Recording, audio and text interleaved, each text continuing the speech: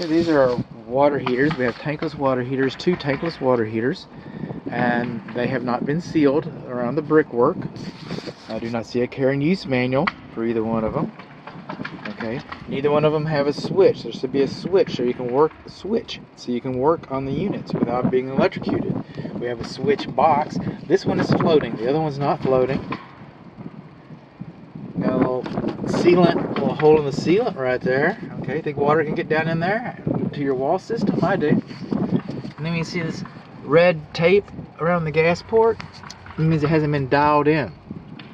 So the installation is less than complete. You can bolt it up and it'll run, but this is a sports car. This is a sports car, and if you want it to run right, you want to dial it in. You want to get the best gas mileage you can. Best return on investment that you can. Trudging across the tundra here, mile after mile, trudging across the muddy wasteland. Okay, that was on the north side of the large garage. We're coming around the northwest corner. Now on the sunny, it's kind of going for that. On the sunny side.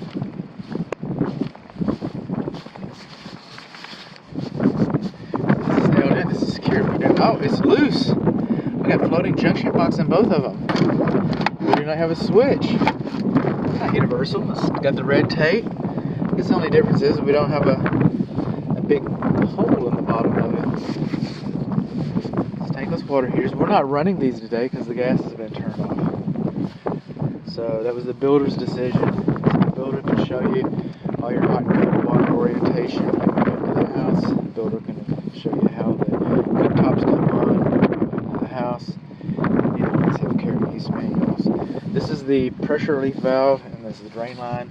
Discharges between 3 and 6 inches from the ground. The sod hasn't been installed on the side of the house, so I don't know what to tell you about that. Okay, now this water heater, these water heaters, all these water heaters, including your 2, okay, they're not going to last you about 5 or 6 years. What? Well, if you don't service them. We're used to not servicing conventional water heaters and getting about 10 years and replacing them. And that's an acceptable loss, and so, we just don't. We should be servicing every water heater once a year, but these water heaters are a little more persnickety. They're sports cars, and you got to tune them up. This will last 15 years. I mean, I'm not saying it will last 15 years, but this could last 15 years for you. It could last 15 years for you, but it's going to last about 5 or 7 years if you don't clean this screen right here. And there's a method to this. You're going to get very wet. You're going to get very wet if you don't do it right. So go to YouTube, look at the instructions, call a plumber, but this should be serviced once a year, and then you could get, reliable service. It'd be nice if, see that red tape right in there, if it was dialed in with a nanometer. I guess most plumbers don't carry those on their truck.